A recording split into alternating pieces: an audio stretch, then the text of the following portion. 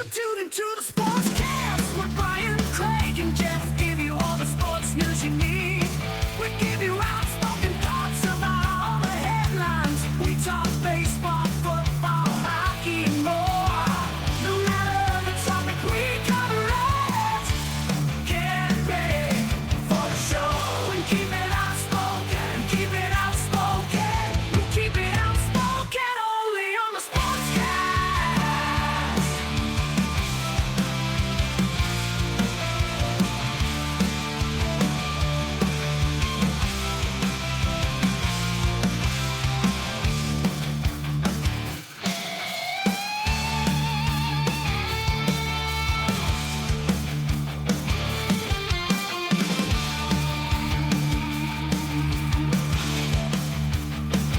Tune into the Sportscast with Brian, Craig, and Jeff. Give you all the sports news you need.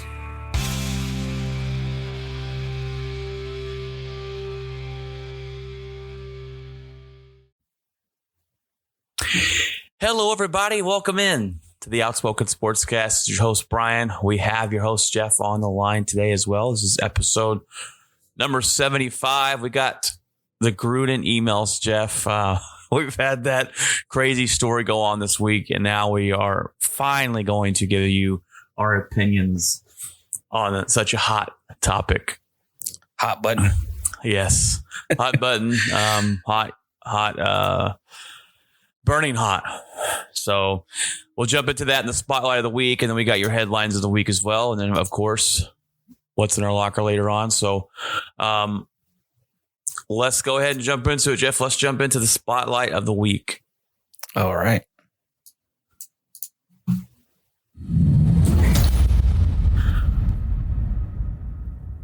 All right, Jeff. This is a juicy, hot button topic here. So Jon Gruden emails. Okay, so first of all, this all started because of the Washington football team is actually being investigated for their own misconduct, and it's just like they got caught sending pictures of their cheerleaders around the league and around their offices, and they're just being investigated for all sorts of things over there in Washington. So they found these emails. Actually, Jeff, there's 650,000 emails between 2010 and 2018. But news broke the other day that in 2010 there was an email from Jon Gruden calling the Players Association leader, saying that he had big lips and called him Dumb Morris Smith, that he's dumb. His name is Dumb Morris. He called him Dumb Morris. So that broke first, right? And Jon Gruden apologized for that and said, I've come a long way. I was in a bad place at that time. So at that point in time, Jeff, I thought, okay, this was 2010. It's 11 years ago.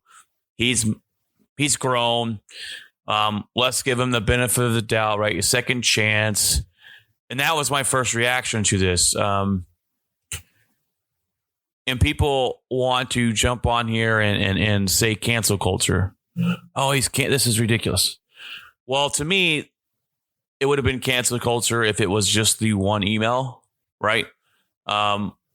If that email was 10 years, 11 years ago, and then they try to get us fire him for that, I think that would have been cancel culture.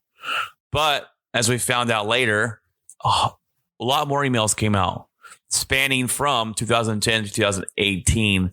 And this is all before Jon Gruden was hired on as an NFL coach. He was on as an analyst for ESPN. And he went after everybody, Jeff. He had some homophobic slurs, and we're not going to read any of these. This is way too harsh to be reading out here. He went after the transgender people. He went after Caitlyn Jenner. He went after the BLM movement. He went after all the stuff the NFL is trying to do with the social injustice stuff. So yeah, it was a lot more than just one email. And John Gruden then resigns because of those emails, says he doesn't want to be a distraction. What are your thoughts, Jeff? Because there's just so many thoughts on this. We haven't heard from you yet. So did you have a different take on it when we just thought it was just one email, and you switched it, or what were you thinking about that?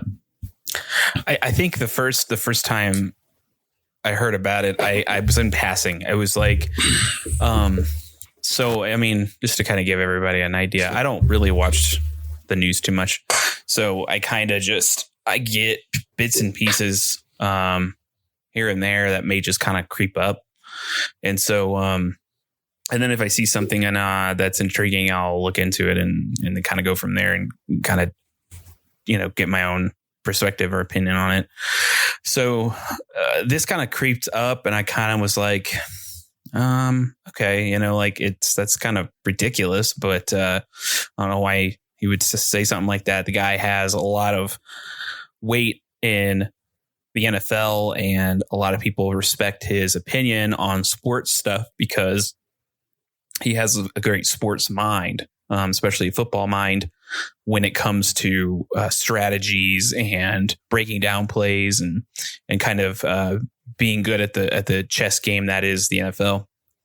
And so I looked at it and I was just kind of like, that's pretty bad, but it kind of was from a long time ago, and I understand that a little bit. I didn't think that I can't remember who owns the team right now. It's not Al Davis, but it's his brother.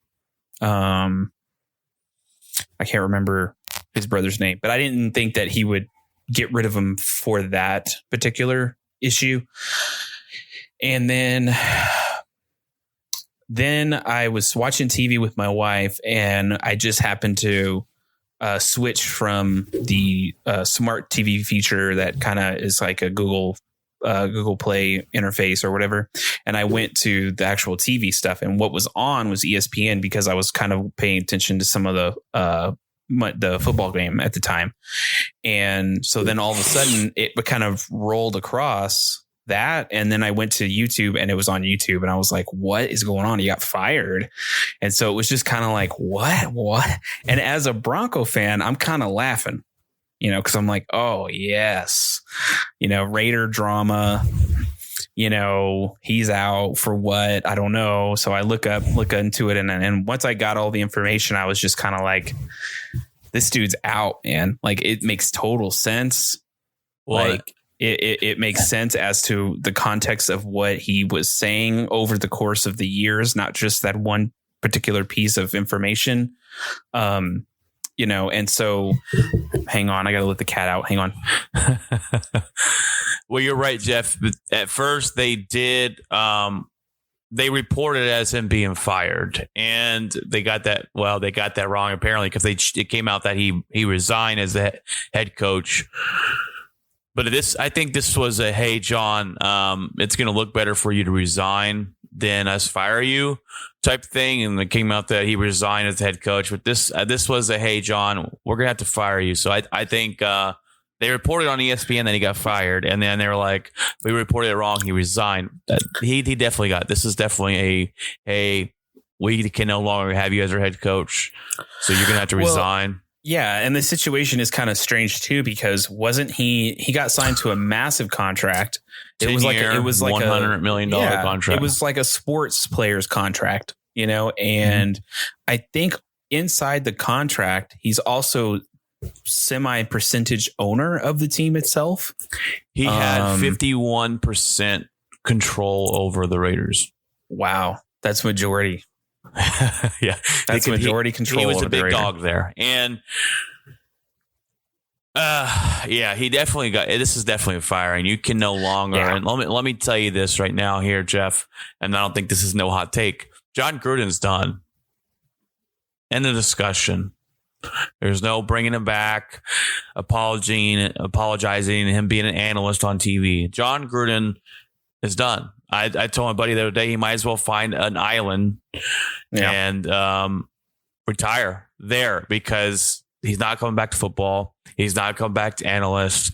And what's mind-boggling to me is there are people out there that are sticking up for Jon Gruden and saying that this is ridiculous, and the NFL has women beaters playing football, and yes, there are some bad people playing football. We get that.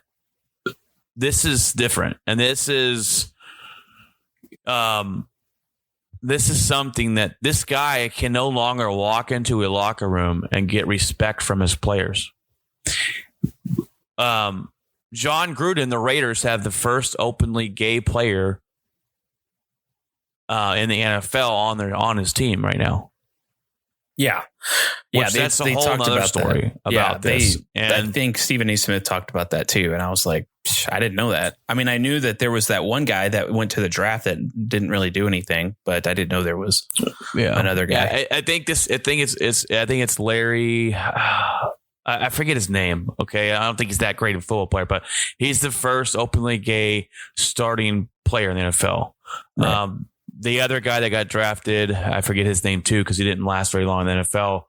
He got drafted. I don't even remember who drafted him. He never started. It was the Rams. Oh, okay. He never started. And that's what part of this email was about is Jon Gruden said the NFL needs to stop pressuring the Rams and other teams to draft this blank word. I'm not going to repeat the words he said.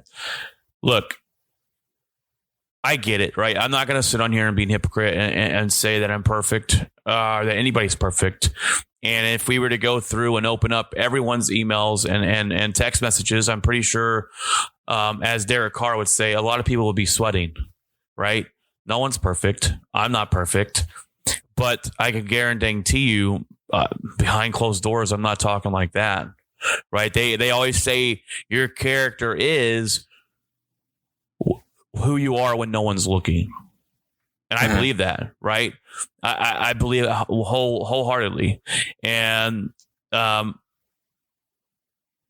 for him to come out, use this language, even in the email, and how dumb, Jeff, do you have to be a guy of his power and put this down on email? Anything that you do and put out there on social media, email, whether you think is private or not, text messages are not private. I just don't. It's mind-boggling that a lot of people still fall into these traps. Oh, these are private emails. Well, once you put it out there, you have no control of who sees it. Right. And I think, I don't know, Derek Carr said he loves Jon Gruden. They've been through a lot together. And Jon Gruden, and some people came out and said, look, after that first email too, that I've known Jon Gruden for a long time. I've been coached by Jon Gruden. I've played for him, and he's nothing but a great guy.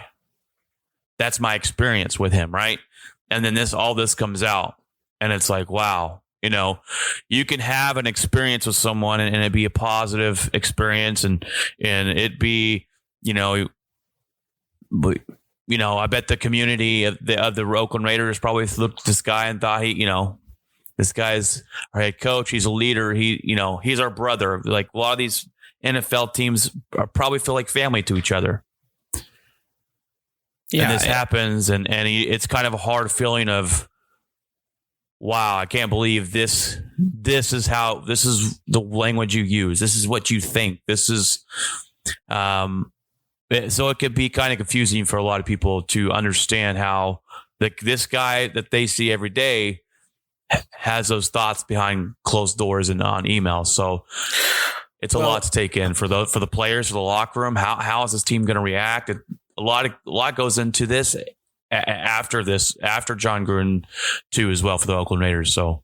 Yeah. And the other thing is I know some people may go, well, what's the problem?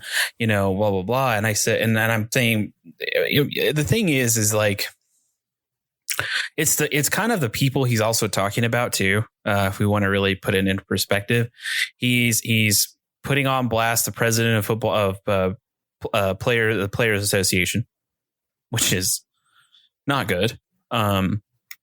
that guy is there to protect the players. We have that association so that players get paid fairly and players don't get put in harm's way. This is why we have the concussion protocol stuff and so on and so forth. So he's not a bad guy. He's actually doing good work. And I think that he's just looking out for the players, and to kind of sit there and say that he's an idiot is ridiculous.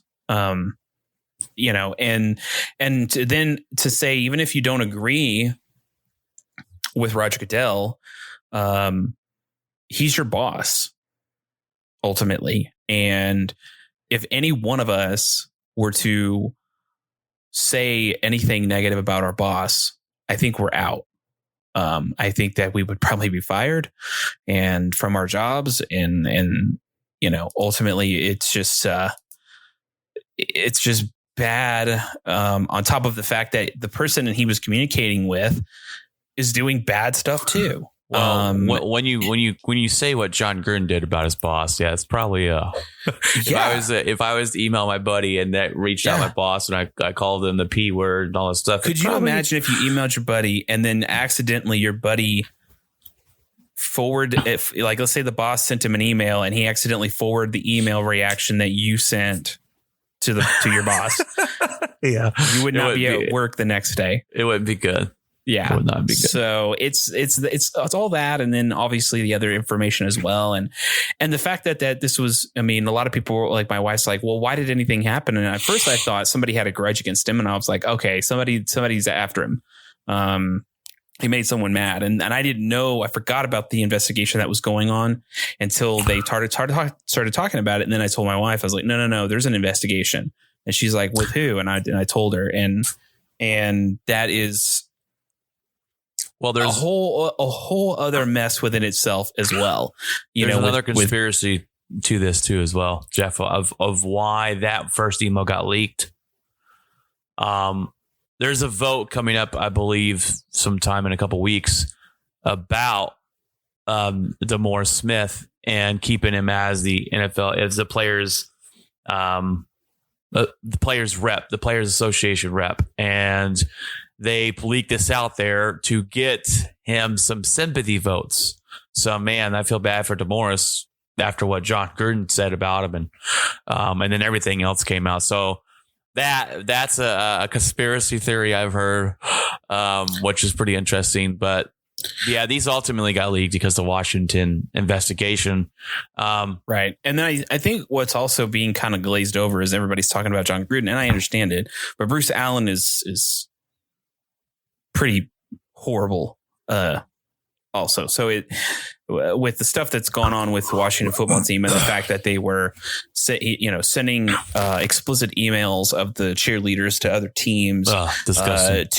And then there's stories that came out that were also kind of even probably sexualized favors going on as well, just so that those people wouldn't get fired, those girls wouldn't get fired, those girls could move up and continue working for the team, I think is absolutely ridiculous. And I mean, this is coming from John Gruden is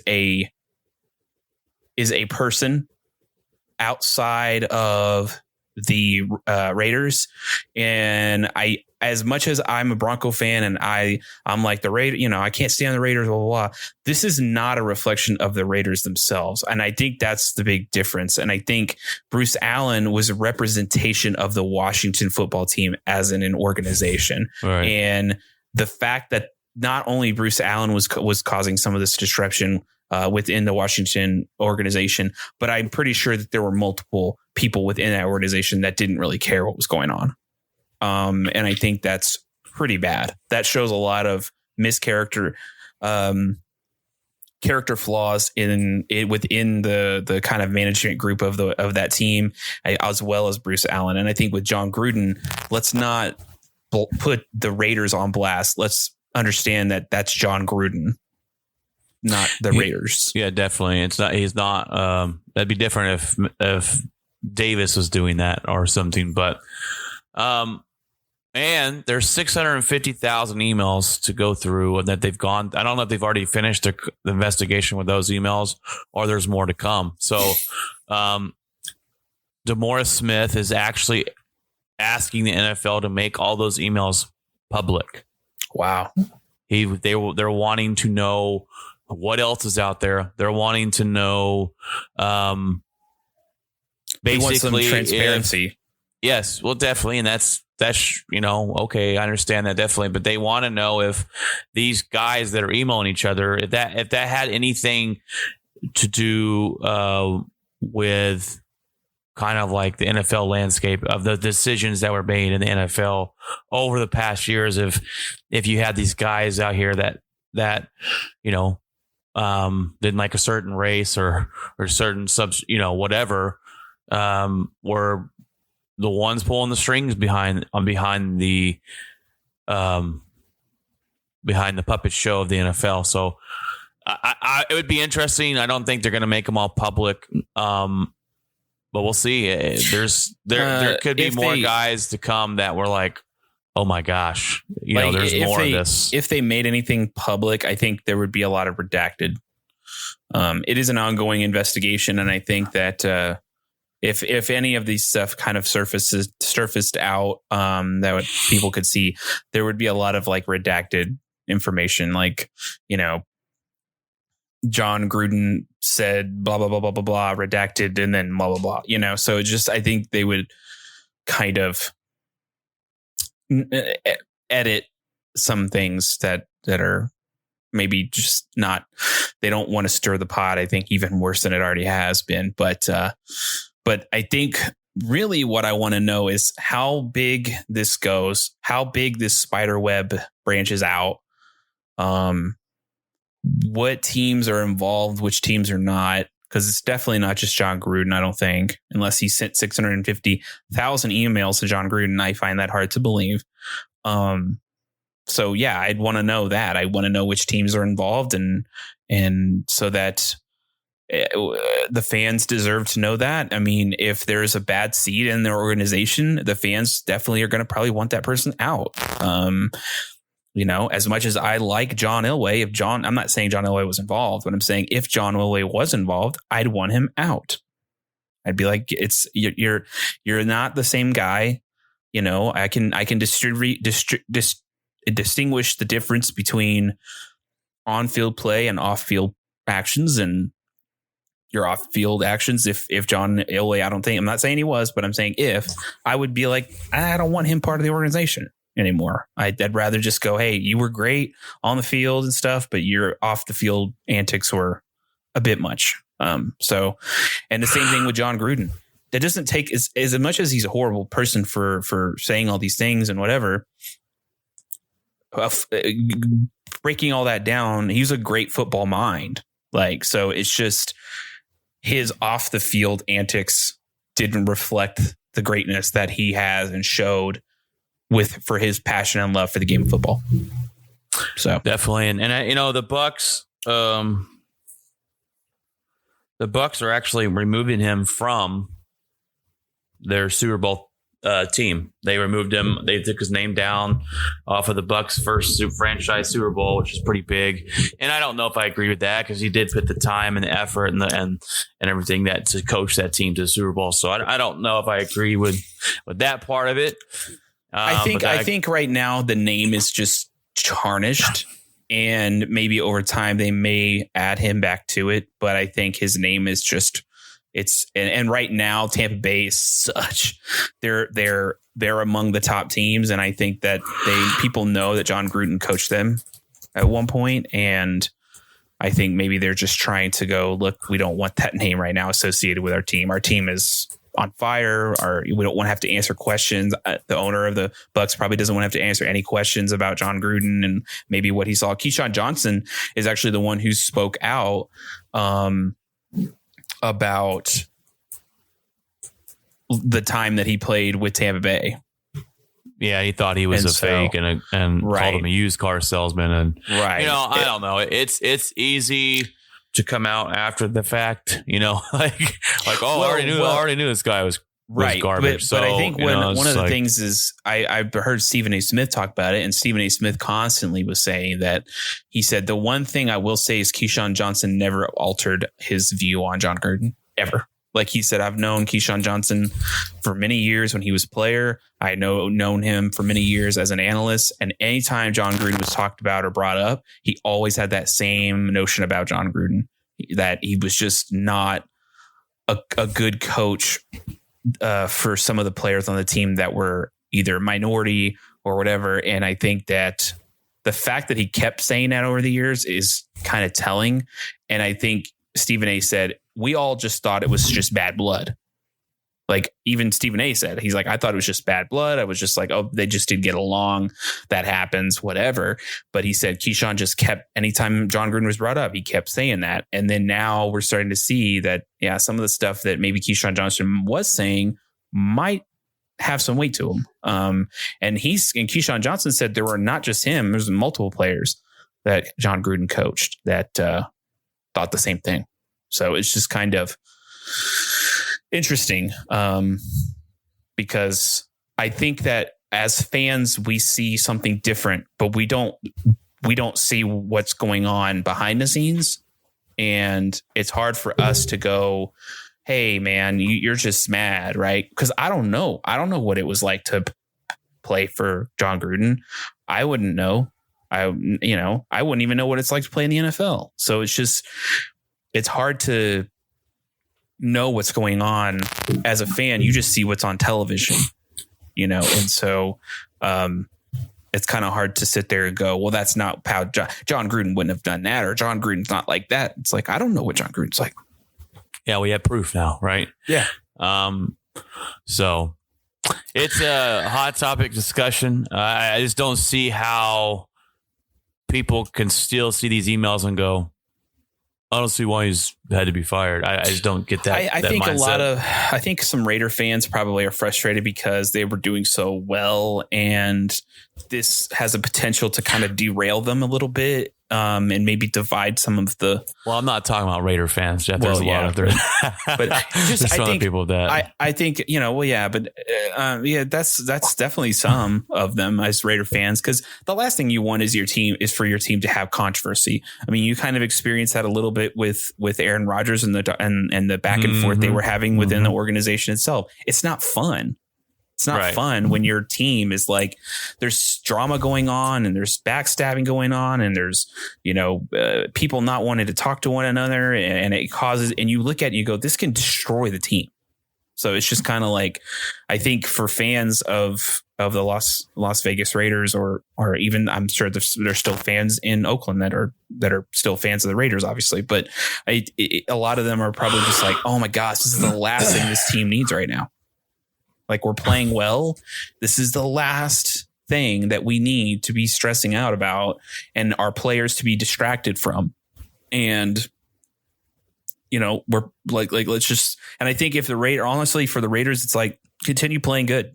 And that's eventually, I think they could get past this and to move on from it. And John Gruden will obviously just fade off into whatever. And, he won't ever do anything in terms of football ever again. So it's crazy, but it is something that can affect a team negatively if they let it. So. Oh, definitely. This could, like you said, it could be the end for the Raiders this season. But yeah, I want to see. I think this is going to get people to root for him more, right? They want them to want to see. I want to see Derek Carr do good. I think he's an underrated quarterback at times, and I want to see this team do something. And I would like to see them come together as a group, as a team, backing those players that John Gruden went after, backing the Nasser, I think is his name, the first openly gay player, and saying, hey, you're one of our brothers. I don't care what John Gruden thinks. And another thing that also I didn't really take into account was, you remember there was a lot of controversy with Amari Cooper and him. Like the fact that they traded Amari Cooper out, there was all this controversy between them. Khalil Mack was one. Then there was also one with AJ Brown. AJ Brown, and I was just kind of like, is it AJ Brown? What's his name? He plays for it's not Tampa AJ Brown. Bay. Yes, Antonio Brown. Antonio Brown. And so I was just like, those are all minority players. Yes, It's interesting. It's very interesting. Mm-hmm. And it was so crazy because I was like, why would you get rid of Khalil Mack? Are you serious? Yeah. Are you serious? Like, why would you get rid of Amari Cooper? Are you serious? And it was just like, why? And we come back and we look back now and we go, maybe he just didn't like them because of some other reasons. And I'm just like, that's just crazy. That's crazy to me. About how the Raiders franchise could look with those players. If you had kept those players on that team, man, the Raiders would be a difficult team. Like, you had Amari Cooper and Antonio Brown, and then you have a Khalil Mack, and you add pieces in the draft. Like, come on, man. Jeez. Well, all right, guys, that's our topic. I know some people reached out to me and wanted kind of I've been getting some more TikTok followers and people reaching out to me there, so that's fantastic. And they were kind of asking me, "Hey, what's your thoughts about Gruden?" But I said you got to wait till the podcast show. So that's our thoughts on Jon Gruden. Let's jump in, Jeff, to the first headline of the week.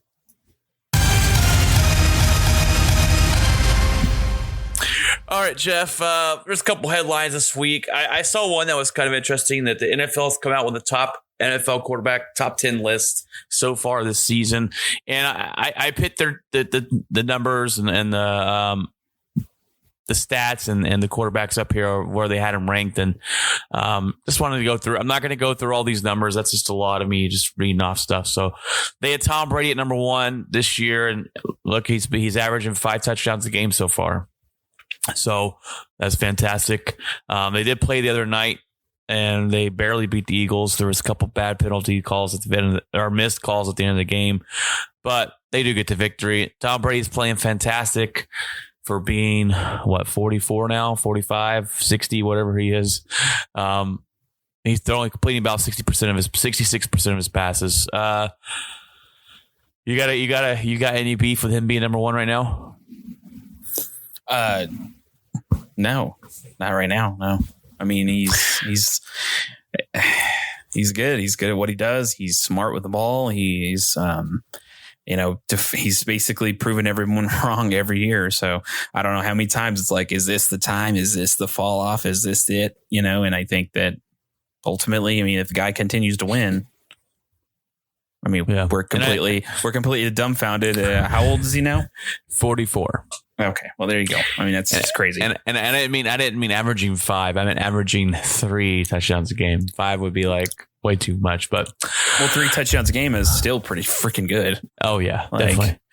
Justin Herbert's number 2. Jeff, 67% completions, 13 touchdowns. No problem with that one. He's a beast. He's been playing really good for them. Lights out this season. Number 3 is Dak Prescott. Fantastic offense. He's playing really well. He's leading that team. 73% completions is the number I look at for him. That's outstanding percentage for him. Lamar Jackson's at 67%, number 4. Kyle Murray, 75% completion rate at number 5. Mahomes at number 6. So Mahomes is kind of falling down this year. He's already has more interceptions this season than he did all last year. So that's he's got to.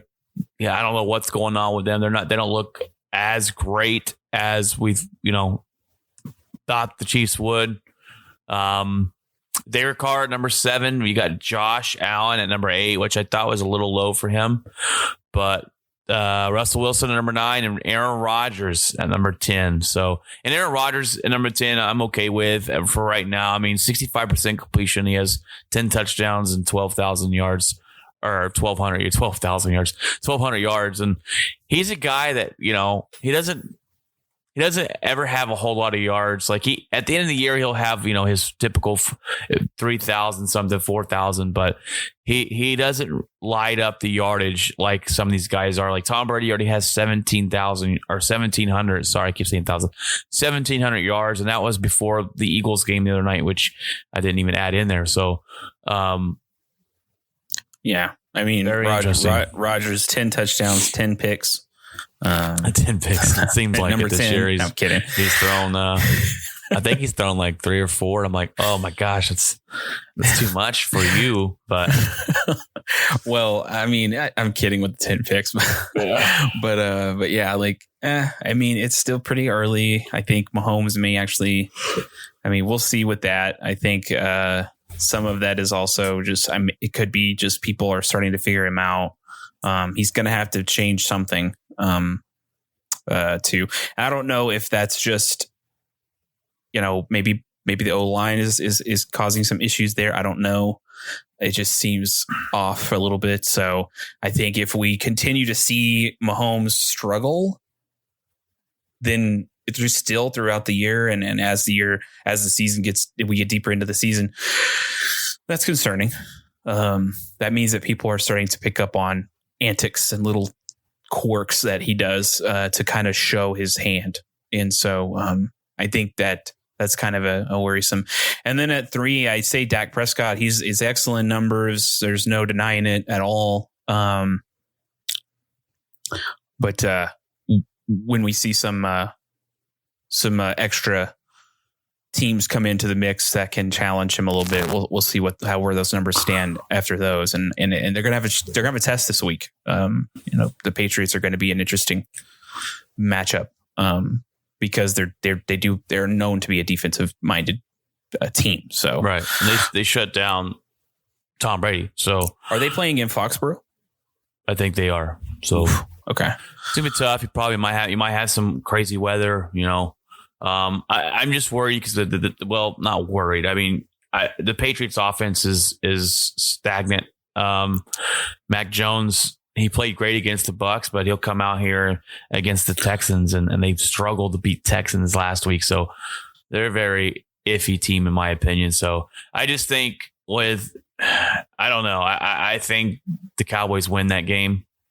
It's going to be hard to stop this offense. And when you have Dak Prescott playing the way he is, 73% completions, and you have 2 running backs that are looking really good this year, Zeke's probably, I don't know what's going on with him, but he's been transformed. It looked like the last couple games, and you got 2 wide receivers that you can only double team 1 or 2. You can't double team everybody, and then the tight ends are chipping in. So the offense looks really good for the Cowboys. So it's gonna be hard to shut them down. The Dallas Cowboys schedule this year is pretty easy, and of course they got to face their division. So I'm looking to see when they make the playoffs and they face a playoff team and see kind of what it looks like. But right now they're rolling. They're rolling right now. And there's a couple of surprises. I think Kyle Murray should be a little higher on the list. I think that he's 75% completions. Yeah. I think he should definitely be, I would even say even third. But I would even actually put him third and maybe Dak fourth. And then maybe I put Lamar down. But even that's another one that's surprising me is Lamar. And there's a lot of, I don't know if they're just designing different plays now for him to get better opportunities or not, but it is something that's surprising me. He is throwing better than I thought he would be. Me too. And I think we've on this show, I try and be unbiased and we try and be realistic, and we own up to the things we've said in the past. And look, I've come out here and killed Lamar Jackson, and I don't think he'll ever win a Super Bowl. I don't think he's more of a runner than a thrower. And this season, he's proved that wrong. As far as he could do more with his arm, and he's been doing that. Last couple of games, he's looked really, really good. They struggled some against the Lions, and and this and here and there, and that happens to every team. But he's looked really good this season. So we'll see what happens at the end of the year. But I mean, I'm not saying they're going to win the Super Bowl, but he's looking really good right now. And when he's doing what he's doing, it's hard to beat him. Yeah, and like when they played against the Broncos, I mean, the Broncos pretty much did their job. They got rid of the run game completely and forced him to throw. And he threw, and he did well. So it's just kind of. I think we can get rid of that notion that there's a way to beat Lamar Jackson by stopping the run completely, and now teams got to really analyze him a little bit better and maybe do some other things to kind of take both away to some degree. So. Right. Slow down both enough where you're not getting killed by either one. And the biggest thing for when he first started his career, if they got down in a game, they were not coming back. The way their offense was set up, they were, I'm going to run the ball. It's time of possession. We're going to play hard mouth defense and we're going to control the clock. And then when they got down by more than a touchdown, he couldn't throw you back into it. Well, we've seen him do that. We've seen him come back against the Colts last week and score 16 points in the fourth quarter, and then go to overtime and throw a dart to win the game. So Lamar's looking really good this year.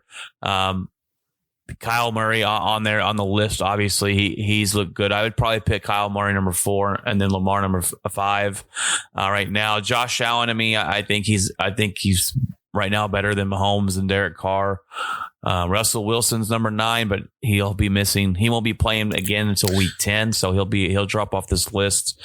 And I hope to see Rodgers obviously vaults up there, but we'll see at the end of the year. The Green Bay Packers have a really tough schedule this year, so we'll see.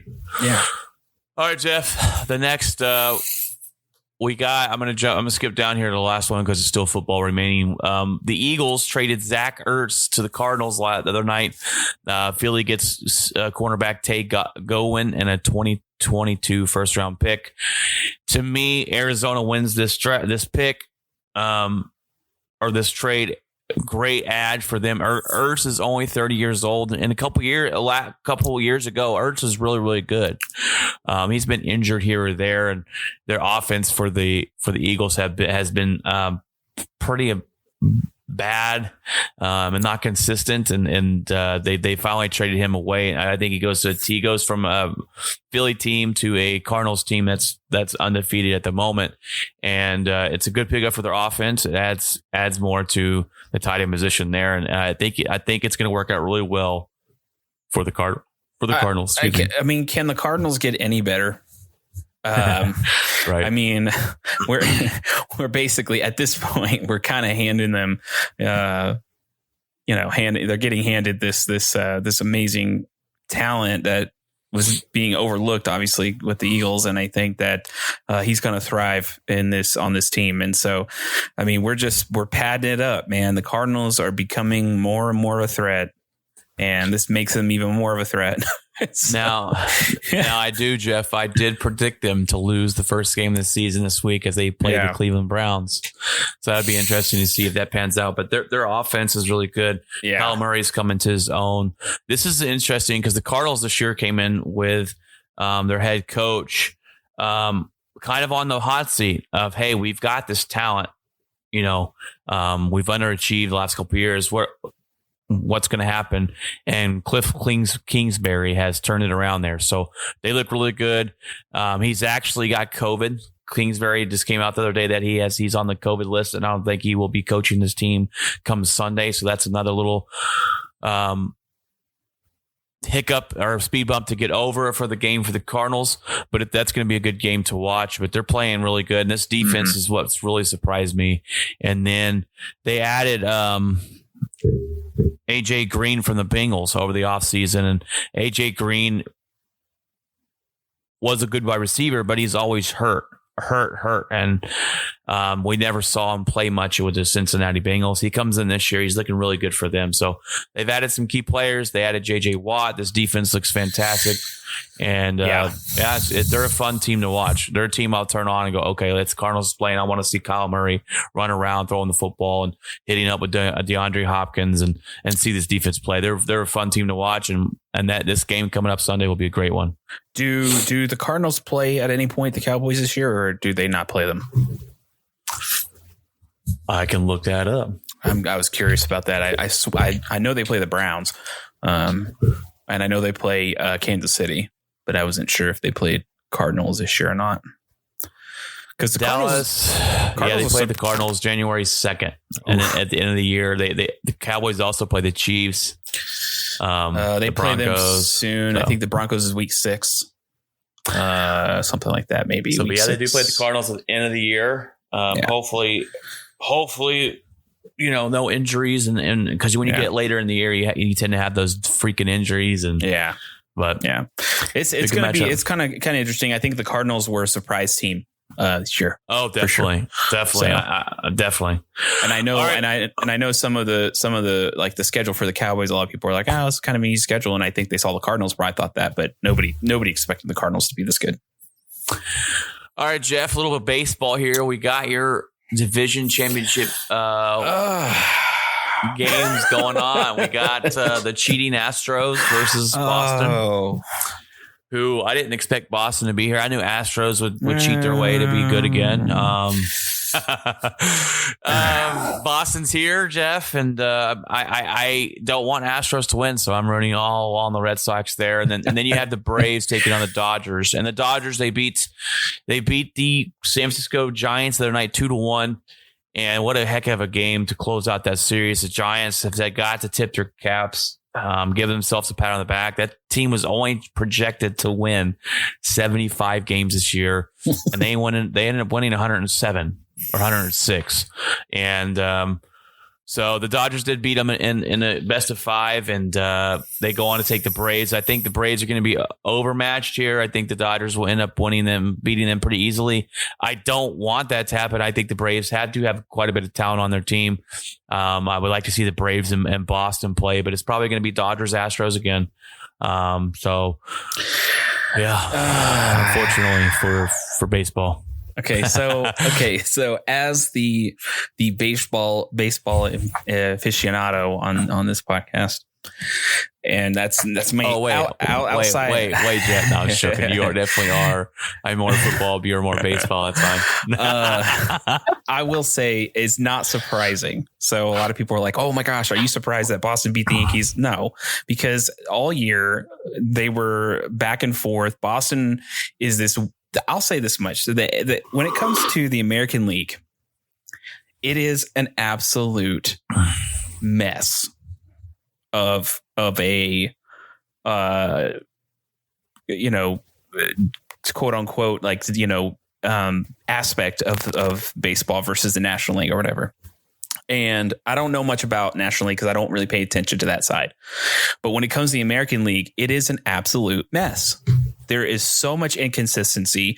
You will have 2 years ago, to give you an idea, like two or 3 years ago, I wouldn't even say 3 years ago, and maybe even go into 4 years ago, Tampa Bay was horrible. They were probably one of the worst teams in our division. They, this team was just kind of they're okay. Like anytime the Yankees would play them, they may be the Yankees here and there, but for the most part, they were just not a good team. And so it was inconsistent, whatever. And Boston, same way. 1 year they won a World Series, and then the following year they were one of the worst teams in the league. In the division, they were probably second worst, and it was just like it's just this. Whatever team is going to get a hold of you at the moment is who's going to take that, and it could be anything. It could be anybody. Like honestly, I could have easily seen Tampa Bay take Boston out. I've seen them do it before. I've seen them do that kind of thing where they're projected to beat Boston and then they completely screw it up. I've seen it to where Boston's projected to beat the Yankees in the playoffs and the Yankees completely take them out. And it's a weird thing. There's no guarantee in the American League ever. And you never have a clear favorite. You never have I know every year it's like, oh, it's going to be the Yankees and it's going to be Boston and they're going to be the team. And it's never really that way. I mean, Toronto this year was ridiculous. They had a lot of Yankee killers on that team that completely just took us. We would go in there and they would just, manhandle the team, and then we wouldn't really have a shot.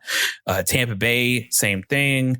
1 minute, like Boston, for example, we swept Boston 2 series in a row at the end of the season, but we lost that wild card game. So it's just, that's the kind of stuff where you're like, whatever, you never know what you're going to get. Houston is another one. The Yankees beat up on Houston all year. And now they're a game up on Boston. You see what it's just, you never know what you're going to get, man, when it comes to the American League. I think it's easy. You can easily sit there and go, the Dodgers are going to be in the mix. The Braves were in the mix the last couple of years as well. Like, you can kind of pick and choose nationally wise, like what might happen. But when it comes to the American League, it is impossible. Outside of the Astros, which have been consistent in the last 4 or some years, even though they've been cheaters, still, that's the only team you can go, they'll be in the playoffs. Outside of that, it's like you can't guarantee the Boston Red Sox will be in the playoffs because they've proven that can't happen before. You can't guarantee that Tampa Bay is going to be a good team every single season because there's been times where they've been good and then they've fallen off because they trade pieces away. They can't sign anybody on an extension. So it's just, and the Yankees the same way. It's very tiring of a league when it comes to, you just have to be good at the end. And if you catch teams off guard, well, great. And that's kind of how I look at American League Baseball. So when it comes to this, Astros, Boston, personally, if I were to have pick, because I definitely don't want to see Boston go anywhere, and I don't think they have the ability to win the World Series. I just don't. They're inconsistent. Astros, I could see the Astros going to the World Series and probably play against the Dodgers. The fact that the Dodgers are still in it and they still have that pedigree and they have Mookie Betts and they have these amazing talent that can just basically take a team out. I would say Dodgers, it's going to be Dodgers Astros. I don't trust Boston. Braves, I don't know much about them. I know they're good, but do I trust them? No. They haven't been good enough for too long. Astros have been in the mix for over the last 5-6 years, and they've consistently made the playoffs, whether it be cheating or not. And the Dodgers, obviously, they just went to 2 World Series back to back. So, I go with Dodgers and Astros, and I think Dodgers win. I'm predicting the same thing. Anybody to beat the Astros, I'm all for. I don't trust Boston, like you said. They do have a lot of fight in them, and you're right with with Boston and Yankees, the rivalry. Anybody can win those. I think even sometimes the more talented team might lose them because this adds some extra fight when these two are playing each other. So, I do have Dodgers beating the Astros probably in 6 games in the World Series, maybe even go to 7, but hopefully it'll be entertaining. I think it'll be entertaining, and I think it'll be a must see. I think enough if the Astros go, people are going to be the underdog, the outcast in every game, pretty much. There's going to be people booing at them or whatever. And I think the Dodgers at that point would be the clear popular favorite to win. Nobody wants to see the Astros win anything. Nope. So. Ever again. All right, Jeff. Well, we got some more Kyrie Irving news here, Jeff. And I saw 2 reports that broke out. He's going to LA last week. He's going to LA. Heck, I'll take him. I'll take him for his basketball play on the court, but anything else is too much. So I saw a report that popped up about 6 days ago. So the Brooklyn Nets have decided that Kyrie Irving will not get a contract extension after his contract is up in 2023. 4 days ago, Jeff, the Brooklyn Nets have came out and said he won't be playing with us until he gets vaccinated. Basically, there is no option for him to play only road games. So they've nixed the idea of Kyrie just playing road games and not playing home games. So basically, it's Kyrie's out of basketball until either one, he gets traded to a team that he can play to, or until he gets the COVID vaccination. And he's not budging on that. They thought he was. I saw some article that broke the other day that said that the Brooklyn Nets are optimistic that he will get the shot. He will not get the shot. That's not for me to tell him to get the shot or not get the shot. Whatever. That's his stance. That's what he wants to do. all bets are that he's probably traded before the season. It would be my guess, unless the Nets refuse to trade him, and then he's going to sit out this whole season. But they will not let him play in road games only. They nixed that idea the other day, so that's interesting to me. I thought they would want him to play for the other 41 games, but no, they didn't want to, and they said that that's a sound decision. And look, I don't know in the locker room how it would hold up if this guy's only got to play 41 games and is considered special treatment for him and that stuff. And I don't know. But what I do know is the Nets are damn smart for going out and getting James Harden, because if it was just Kevin Durant and not James Harden, I think this team would struggle a little bit, to go up against. They would win some games, but they would struggle to go up against those other teams that have two stars. And now they got him and Harden, and they really don't have to worry about it. Kyrie's kind of the cherry on top. So they have nixed the idea. Kyrie Irving will not play with the Nets this year until vaccinated, or he will be traded somewhere else. Yeah. I can see the possibility of the trade. It makes sense. You don't want him to just walk and they had nothing for it. Obviously, you can get something for Kyrie Irving. Somebody will. Oh, you'll get a lot for him, I believe. I mean, I would even say the Phillies. Ben Simmons. I thought about that when Ben Simmons, the time I'm training, is trade Ben Simmons for Kyrie Irving. And that's they actually came to Kevin Durant. There's a report. They came to Kevin Durant and asked him that. And he said, you're not trading Kyrie Irving. Now, that was before the COVID vaccine and all that. So maybe that changes the mind. I think that's a perfect trade for both teams. If they got Ben Simmons, the Brooklyn Nets are scary. Well, they're scary now. Well, they're scary now, but I mean, you add that to it. You add Ben Simmons to it. Now, Ben Simmons is not the scorer that Kyrie Irving is, but he's a better defender. Right. He is. He can still fluctuate that offense. They're going to be good with or without not Kevin Durant, with or without Kyrie Irving, and with or without Ben Simmons. I think Kyrie to the Philadelphia 76ers actually makes the Sixers better, because they're going to get more offensive production out of the guy that's holding on to the ball the most. So with him and Embiid and stuff. Now, Ben Simmons, on the Ben Simmons note, is back in Philly as we speak. He decided to go back to Philly. They got him to come home. So are they trying to keep him? Are they working it out? I don't know. But I think Kyrie to the 76ers makes perfect sense. Or you could say the Pelicans for Zion. Yeah. Kyrie Irving would retire, and he's already said, if you trade me, I'm retiring. So that's another thing. Oh no, I agree. You would have to trade him somewhere that he wants to go. Right. And I think if anything, if there's that possibility that he'll retire, okay. But then they're obviously, the price of Kyrie Irving would go up for trading him. So not go up, but the price that it would take to give him to another team that might not have him anymore, you'd have to give up more pieces. So maybe a couple more players, maybe some contract, some draft capital, money. They may have to eat the contract a little bit, but whatever. And could you imagine Zion playing on Zion playing on the Nets? Well, they already say he's unhappy down there. But if you're trading Kyrie Irving to the Pelicans, he's retiring.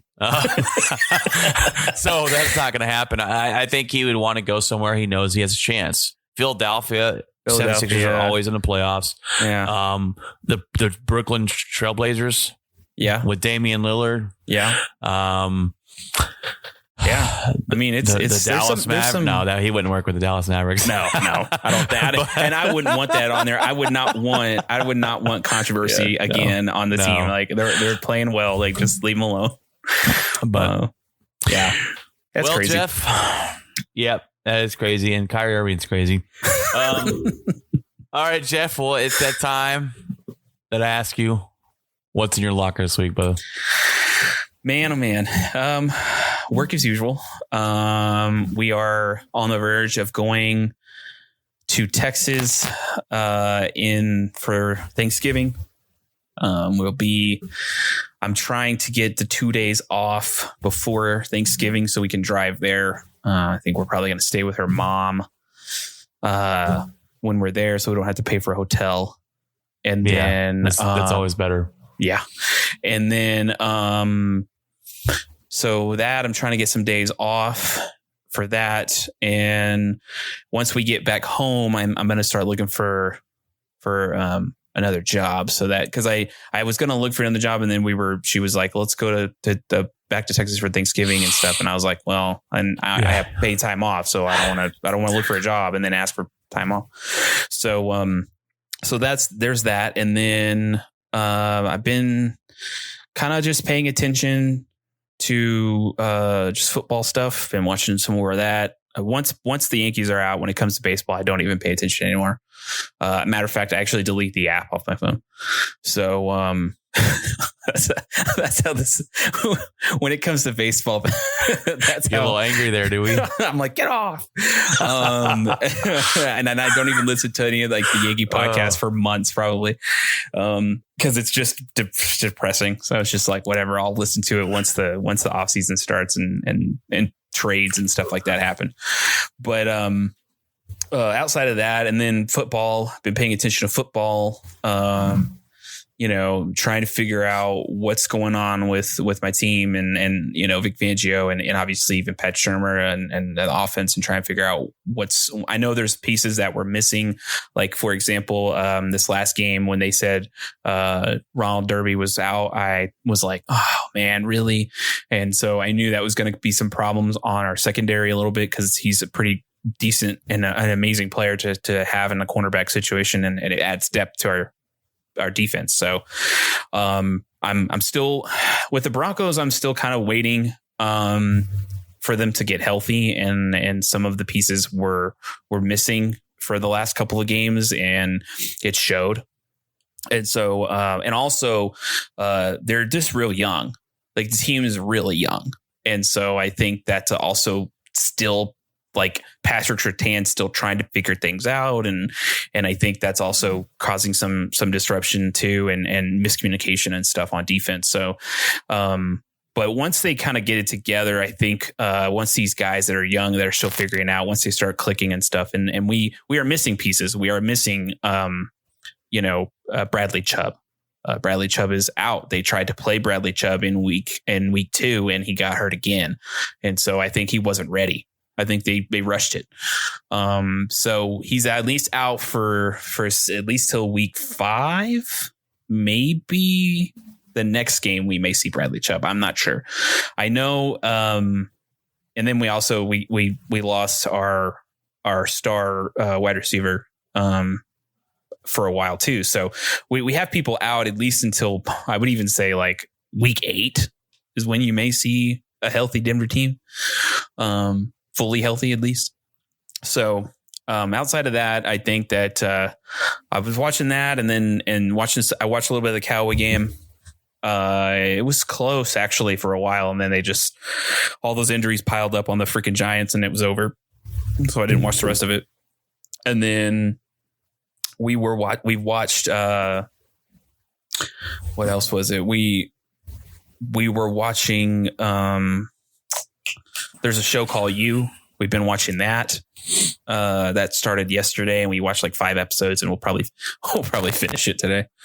And then we went to the Anderson Farms, which is, I think I talked about that last year. We went to Anderson Farms with my sister, which is it's like a pumpkin patch.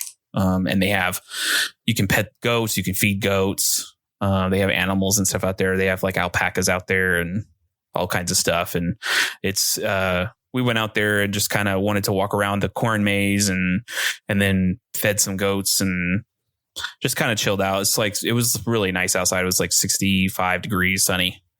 So perfect. And then there, some breeze coming in. So it was nice and crisp outside. And, yeah. And then other than that, I think maybe today we're going to go probably walk around the lake in Estes Park possibly, and cook some dinner and come home and finish watching one of our shows. So, other than that, yeah, I've been doing much, playing a couple of games. I've been playing a lot of Ghost of Tsushima, cause I had never finished it. And then when I got the PS5, I didn't transfer my save, so all of a sudden my save was gone. So I had to start over. So I was about halfway through that game, so I had to start over, but it's fine. And playing some more Rocket League because I'm still obsessed with Rocket League. And other than that, I think that's kind of it. I haven't really been doing anything outside all that. So what's been in your locker, Brian? All right, man. Well, this just obviously catching up football. I run a Survivor League. I think I've talked about it a couple of times, so that's been busy. And right now, my 3-year-old daughter's sick. She's running a fever. It's a low grade fever. It's congestion. The weather's fantastic, and the cooler weather is kind of dragging that crap in. She's, I think, maybe got a little cold, some congestion. So I'm watching her. That's always fun. Sick kiddos. My wife's birthday is November 11th, and she's got her birthday present this weekend. So she's a stay-at-home mom, and for those of you that don't know that, she's a stay-at-home mom, and what she wants every year for her birthday, she wants me to buy her. I buy her a hotel room for Friday night and Saturday night. She gets 2 nights in the hotel where she doesn't have to deal with kids. She doesn't have to deal with changing diapers or any of that. So that's what she likes. That's what she wants. And she works 1 day a week on Saturdays. So grooming dogs at Petco. And during November, December, she can't ever get off because it's the busiest time of the year for the dog grooming community. So I gave her that this weekend. So she's out there enjoying that right now. I got the kiddos this weekend. That's why we couldn't podcast on Friday night. But I'm going to go Best Buy later and get a new mic and a new camera for a webcam. And me and Jeff are going to jump on over to Restream and soon enough and be live streaming our podcast shows. So we're super excited about that change.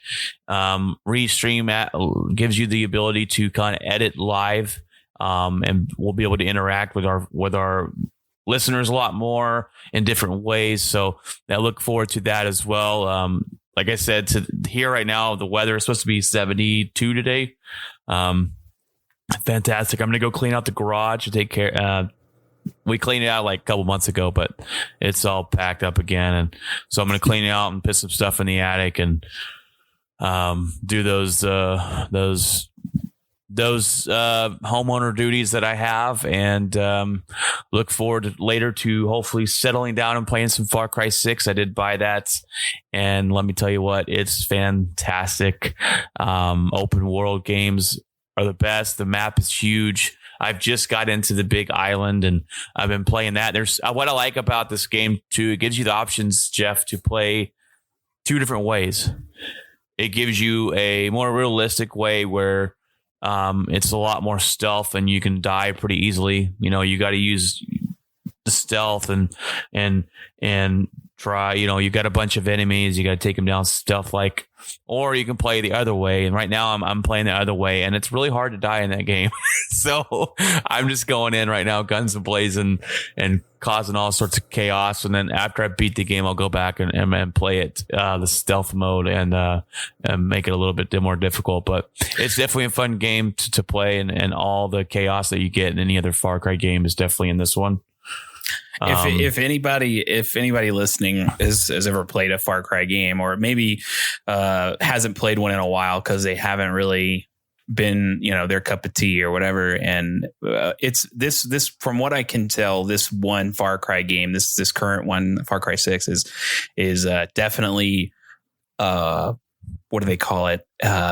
Comfort food. This is the one. This is like the most Far Cry game we've had in a while, and I think a lot of people have said that. And if you really like that kind of, and I think the way to play it is to play it the way Brian's playing it. I think that Far Cry's always been this kind of over the top craziness, and this game is definitely that. I mean, I do know that they also have like a cockfighting game in it as well, yes. And it's like a fighting game, which is amazing.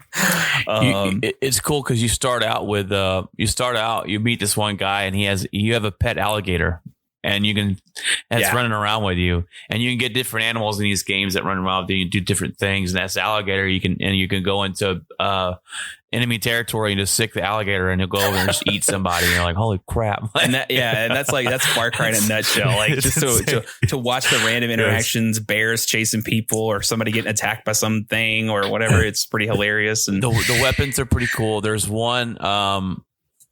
They have a nail gun in here. You can just walk around and shooting nails into people. There's one that it shoots a spear. It's a javelin spear, and it's one shot kill. Just and it's a fantastic game. So it's definitely a must buy. And I've liked pretty much all the Far Cries that we've played, except they've one where you were kind of like a caveman, Neanderthal or type of. It was weird. That one I was like, not big Far fan Cry, of this one.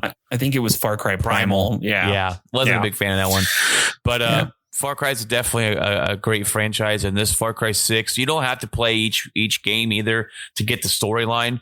And this storyline is actually set up in this day and age, this year actually 2021. So if you jump into just playing the sixth one, you're not going to miss out on the other stuff. But it's crazy, and the graphics are great.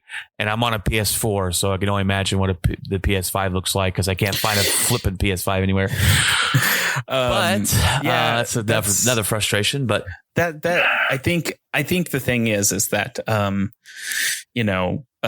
just to kind of go on a thing, like I think that we will probably, maybe not this next year, towards the end of next year, we will start to see games that will only be on current gen console.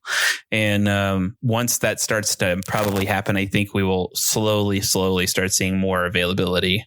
And I think it'll happen a lot more frequently, and so they'll be easier to find. But you're starting to already hear things that some companies are like, this is only going to be for PS5. I know the new Spider-Man will only be on that. And because I think they're bringing a whole new graphic engine in there and completely making it look insane. But yeah, I do think that, and I think recently Sony just allowed anybody to sign up for availability updates, which is pretty cool.